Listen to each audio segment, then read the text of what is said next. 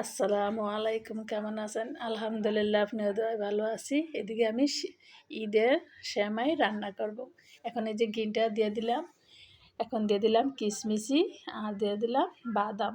একটু হালকা ভেজে নিব, হালকা ভেজে নিয়ে এখন আমি উঠে নেব। এখন দিয়ে দিলাম তেজপাতা, দারচিনি দিয়ে দিলাম। এখন সেমাইটা একটু হালকা ভেজে নিব।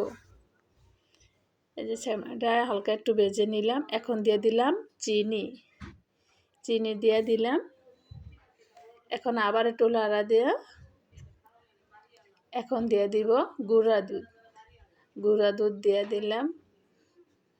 এখন আবার একটু লাড়া দিয়ে এখন দিয়ে দিলাম নারিকেল না দিলে তো ভালোই লাগবে না।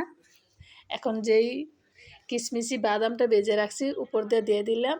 এখন আবার ভালো করে মিক্সার করে ঝটপট হয়ে গেছে আমার সেমাই রান্না।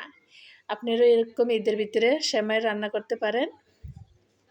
আমাদের রেসিপিটা কেমন লাগছে সবাই বেশি বেশি করে লাইক দিবেন, শেয়ার করবেন, কমেন্ট করে জানাবেন। যাই যেখান থেকে দেখেন প্লিজ আপুরা ভাইয়েরা সবাই লাইক দিবেন, শেয়ার করবেন, কমেন্ট করে জানাবেন। এখন একটু লবণ দিয়ে দিলাম হালকা, দিয়ে আবার ভালো করে লাড়া দেওয়া। এখন ওই যে আমার হয়ে গেছে সেমাই রান্না।